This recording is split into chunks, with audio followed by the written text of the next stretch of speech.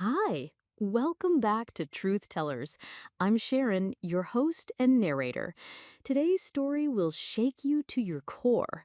It's about Dr. Zoe Mitchell, a marine biologist who discovered that her own company was systematically destroying one of our planet's most precious ecosystems, and then went to extraordinary lengths to cover it up. If you're new here and like these stories, don't forget to subscribe, like, and hit that notification bell. Inspired by reality, shaped by fiction, these stories need to be heard. In the depths of the Gulf of Mexico, where massive oil rigs and their drill strings pierce the ocean floor like steel monuments to human ambition, a secret was being buried deeper than any oil well. This is the story of Dr. Zoe Mitchell, a marine biologist whose discovery would expose one of the most shocking environmental cover-ups in modern history. For 8 years, Zoe had worked as Senior Environmental Compliance Officer at Titan Energy Corporation, one of the largest offshore drilling companies in the world. She believed in what she was doing, that responsible energy extraction was possible, that her company was different from the rest. She was about to discover just how wrong she was. It was April 12th, 2023, a Thursday morning that started like any other. Zoe arrived at her office in the gleaming Titan Energy Tower, coffee in hand, ready to review the latest environmental reports. What she found on her desk would shatter everything she believed about her company and her career. The preliminary seismic survey results from Delta 7, Titan's newest deepwater drilling site, painted a picture of absolute devastation. The marine life displacement data was unlike anything Zoe had seen in her 2 decades as a marine biologist. Complete ecosystem collapse within a 12-mile radius. Massive die-offs of deep-sea coral formations that had existed for thousands of years, wiped out in a matter of months. Zoe stared at the data, her hands shaking. These weren't just numbers on a page, they represented an environmental catastrophe of unimaginable proportions. Ancient coral reefs, home to countless species, reduced to lifeless underwater graveyards. The sonar mapping showed the ocean floor littered with the skeletal remains of what had once been a thriving ecosystem. As a scientist, Zoe knew her duty was clear. She spent the entire day preparing her environmental impact assessment, carefully documenting every detail of the ecological destruction. Her conclusion was unambiguous. Operations at Delta 7 must be halted immediately. The environmental damage was not just significant, it was irreversible. She submitted her report to the board that evening, knowing it would likely delay the project by months, possibly years. But as an environmental compliance officer, protecting the ocean was her primary responsibility, even if it meant confronting the company's financial interests. The next morning, Zoe arrived at her office to find something that would haunt her for the rest of her career. There, sitting on her desk, was her environmental impact assessment. Same signature, same credentials, same official letterhead, but the conclusions were completely different. Where she had written immediate cessation of all drilling operations, the report now read environmental impact within acceptable parameters. Where she had documented catastrophic ecosystem collapse, the revised version described minor, temporary disruption to marine habitats. Someone had taken her scientific findings and completely rewritten them to support continued drilling. Zoe's blood ran cold as she realized what had happened. Her reputation as a scientist, built over decades of rigorous research, had been used to legitimate a lie. Her signature was endorsing environmental destruction on a massive scale. Determined to understand the scope of what she was dealing with, Zoe began reaching out to other scientists involved in the Delta 7 assessments. What she discovered was a pattern of systematic fraud that extended far beyond her own report. Dr. Rodriguez, a marine biologist she had worked with for years, confirmed her worst fears. He had submitted data showing 17 separate reef systems exhibiting severe stress indicators with massive coral death across the entire survey zone. but the official report attributed to him showed minimal environmental impact, well within regulatory guidelines. Zoe, Dr. Rodriguez told her during a hushed phone conversation, "I've been doing marine surveys for 15 years. I've never seen data manipulation on this scale. Someone doesn't want the truth to come out." As Zoe dug deeper, she realized this wasn't an isolated incident. Other environmental consultants reported similar experiences, their scientific findings systematically altered or completely fabricated in official company reports. The scope of the deception was staggering. Working late into the night, Zoe accessed archived company files she had never seen before. In a folder labeled Environmental Adjustment Protocols, she discovered something that made her question everything about her career. The folder contained detailed instructions for rewriting environmental reports. There were templates for minimizing ecological damage assessments, guidelines for discrediting scientists who submitted unfavorable data, and protocols for what the company euphemistically called data normalization procedures. One directive from the corporate office was particularly chilling. In cases where environmental assessments threaten project viability, compliance officers are authorized to implement data normalization procedures to ensure regulatory approval. Data normalization, corporate doublespeak for lying. But perhaps most disturbing was a list of over 40 scientists and environmental consultants who had been blacklisted for future contracts because their findings were deemed inconsistent with operational objectives. These were respected researchers whose only crime had been reporting the truth about environmental damage. Zoe realized with growing horror that she had been complicit in this system for years. Every environmental clearance she had approved, every report she had signed, how much of it had been real? How many ecosystems had been destroyed while she unknowingly provided scientific cover for corporate lies? Zoe's investigation couldn't remain secret long. On May 3, 2023, she was called into a quarterly environmental review meeting that would prove to be a turning point in her life. Present in the conference room were Marcus Webb, Vice President of Operations, Jennifer Hayes, Legal Counsel, and CEO David Thornton himself. The presence of such high-level executives for what should have been a routine environmental review told Zoe everything she needed to know about the seriousness of the situation. "Zoe," Marcus Webb began, his voice carrying an unmistakable edge, "your recent environmental assessments have been flagged by the legal team as potentially problematic for our federal permit renewals." Zoe kept her voice steady and professional. "I'm just reporting the scientific data, Marcus. The marine ecosystem damage is extensive and measurable." Jennifer Hayes, the legal counsel, leaned forward with the cold precision of someone accustomed to making problems disappear. "The issue isn't the data, Dr. Mitchell, it's the interpretation. Environmental impact is subjective. What you call damage, we call operational externalities within acceptable parameters." The clinical language couldn't mask the reality of what they were discussing. Zoe felt her anger rising. Acceptable to whom? The coral reefs that have been destroyed? The fish populations that have collapsed? CEO David Thornton, a man whose face regularly appears on business magazine covers, spoke with the authority of someone accustomed to having his words treated as law. "Zoe, you've been with us for 8 years. You understand that our primary obligation is to our shareholders and the energy security of this nation. Environmental concerns must be balanced against economic realities." "Sir, with respect," Zoe replied, knowing her career was likely ending with her next words, "there is no balance when we're talking about irreversible ecological collapse." The silence that followed was deafening. Thornton's expression didn't change, but Zoe could see the calculation behind his eyes. "Dr. Mitchell, I think you might benefit from a sabbatical. Take some time to reconsider your perspective on these issues. Are you suspending me for reporting accurate environmental data?" Jennifer Hayes smoothly intervened.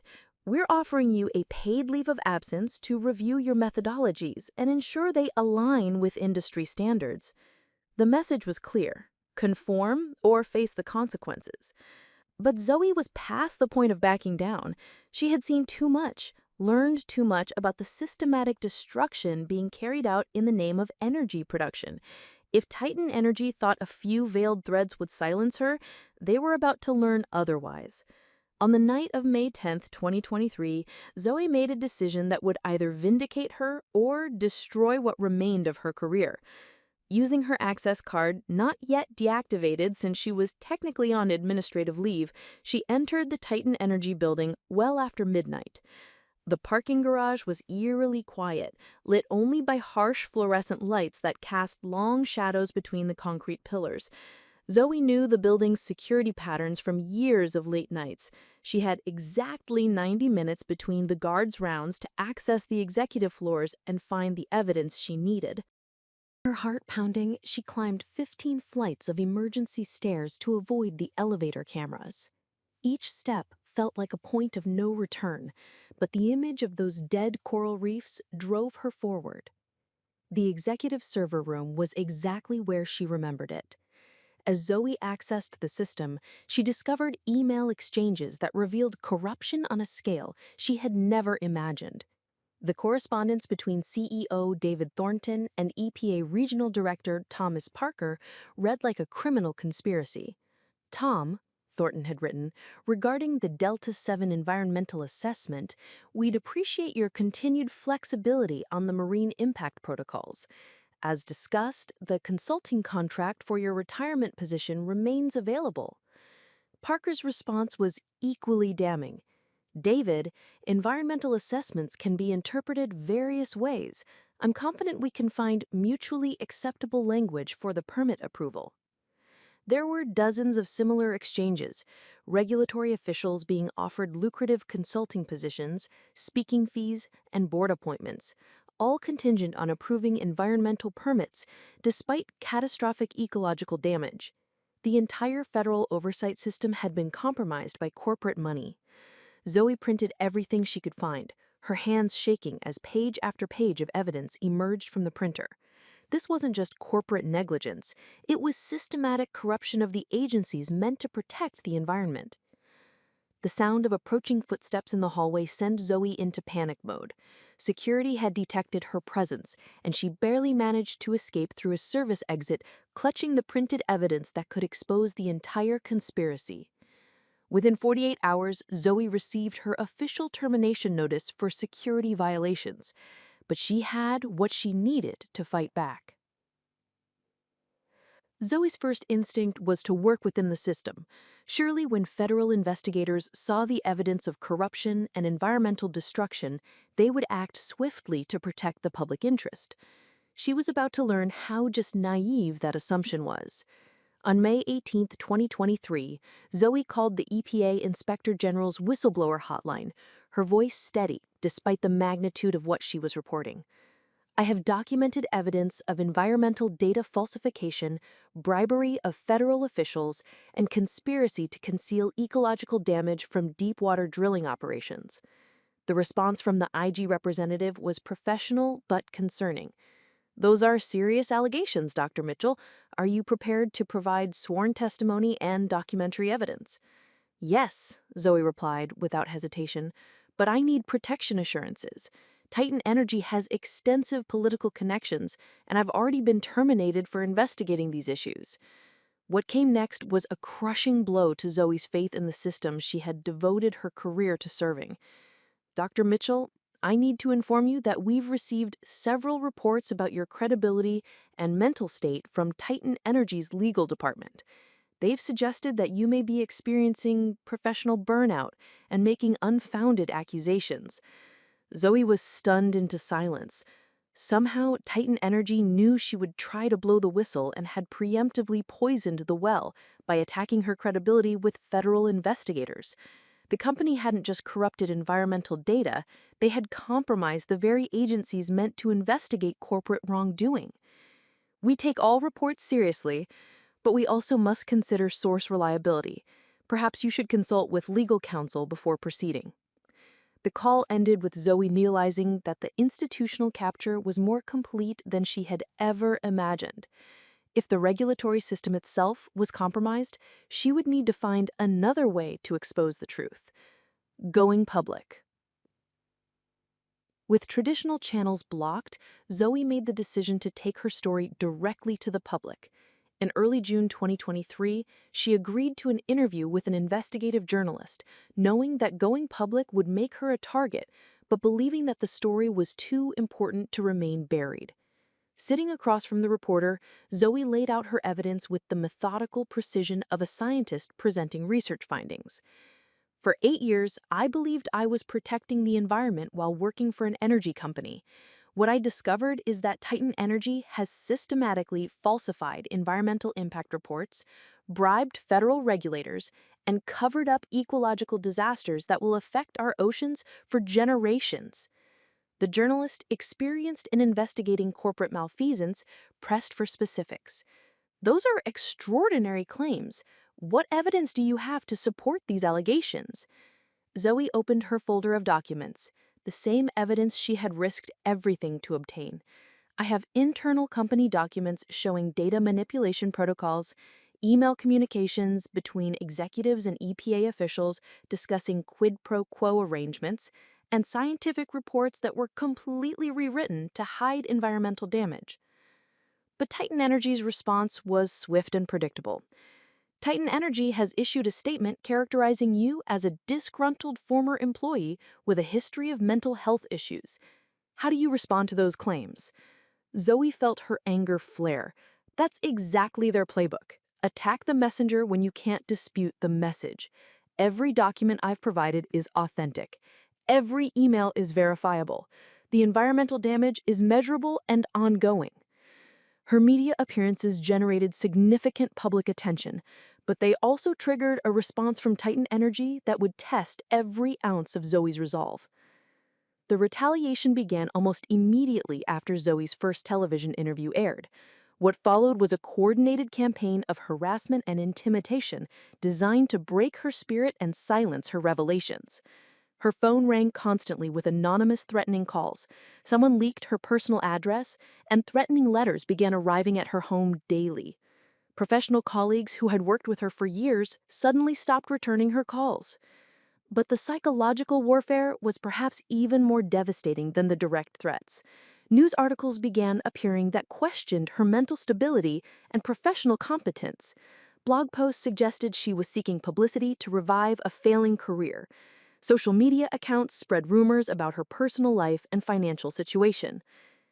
Every environmental consulting firm Zoe contacted for work suddenly decided they didn't need her services. Her professional references, scientists she had collaborated with for decades, claimed to be too busy to speak with potential employers. Someone was systematically destroying not just her career, but her entire professional identity. The isolation was crushing. Friends distanced themselves, unwilling to be associated with someone taking on such powerful interests. Family members questioned whether the fight was worth the personal cost. Zoe began to doubt herself, wondering if she was just a delusional former employee tilting windmills. But then she would remember the images from the Delta 7 site. Thousands of years of marine life reduced to skeletal remains on the ocean floor. She would think about the coral reefs that would never recover, the fish populations that had collapsed, and the ecosystem services lost forever in the name of quarterly profit margins. Those moments of doubt were painful, but they also reminded Zoe why she had become a scientist in the first place. Someone had to speak for the voiceless. The marine life that couldn't testify before Congress, the coral reefs that couldn't hold press conferences, the future generations who would inherit the consequences of today's environmental destruction. By September 2023, Zoe's persistence began to pay off. Despite the campaign to discredit her, the evidence she had gathered was simply too compelling to ignore. Congressional investigators, initially skeptical due to Titan Energy's preemptive character assassination, began to take a closer look at her documentation. The emails between corporate executives and EPA officials were authentic and verifiable. The internal company documents showing systematic data manipulation were backed up by testimony from other scientists who had experienced silver treatment. The environmental damage at Delta 7 was visible to independent researchers who visited the site. On September 8, 2023, Zoe sat before a congressional subcommittee investigating environmental regulatory capture. The same evidence that had been dismissed by federal agencies was now being treated with the seriousness it deserved. The ocean doesn't care about our politics or our economic systems. It only responds to our actions. And right now, our actions are destroying one of the planet's most critical ecosystems. Her testimony was calm, methodical, and devastating. She walked the committee through each piece of evidence, explaining how environmental reports had been systematically falsified, how federal regulators had been compromised by corporate interests, and how legitimate scientists had been silenced or discredited for reporting inconvenient truths. The impact was immediate and far-reaching. Within weeks, federal investigators launched criminal investigations into both Titan Energy executives and the EPA officials who had accepted bribes. Environmental groups filed lawsuits demanding immediate cessation of drilling operations at sites where data had been falsified. Media outlets that had initially dismissed Zoe's claims now scrambled to cover the unfolding scandal. The investigations that followed Zoe's congressional testimony revealed the full scope of the corruption she had uncovered. Multiple Titan Energy executives, including CEO David Thornton, were charged with environmental fraud, bribery of federal officials, and conspiracy to violate federal environmental protection laws. EPA Regional Director Thomas Parker and several other regulatory officials faced criminal charges for accepting bribes and failing to perform their duties to protect the environment. The scandal reached into the highest levels of both corporate leadership and federal environmental oversight. But perhaps more importantly, Zoe's courage had exposed systemic weaknesses in environmental protection that extended far beyond a single company or drilling operation. Her revelations led to comprehensive reforms in how environmental impact assessments are conducted and reviewed, with new safeguards against data manipulation and regulatory capture. Today, Dr. Zoe Mitchell leads the Environmental Safety Coalition for Offshore Operations, an organization dedicated to ensuring that environmental protection protocols meet the highest standards of scientific integrity. The coalition conducts independent monitoring of offshore drilling operations and advocates for transparent, science-based environmental oversight. The personal cost of her whistleblowing was enormous: years of harassment, professional exile, and financial hardship. But Zoe's story also demonstrates the power of individual courage in the face of institutional corruption. Her willingness to risk everything to protect marine ecosystems has led to lasting changes in how our society balances energy production with environmental protection. The coral reefs destroyed at Delta 7 will never recover. The marine life lost during those months of unchecked drilling is gone forever. But because one scientist was willing to risk her career to expose the truth, similar tragedies may be prevented in the future. The ongoing fight. Zoe's story is ultimately about more than environmental protection or corporate accountability. It's about the courage required to speak truth to power, even when the odds seem insurmountable.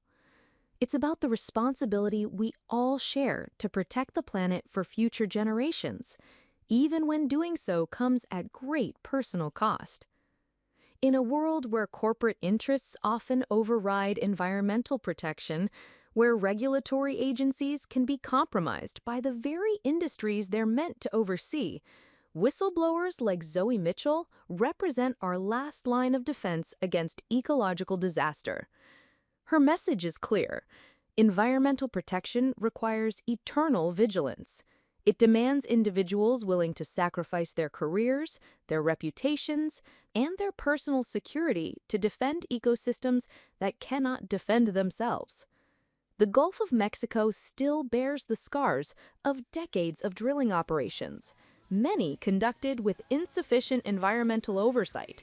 But thanks to Zoe's courage, new protections are in place, new oversight mechanisms ensure scientific integrity, and the public is more aware than ever of the environmental costs of energy production.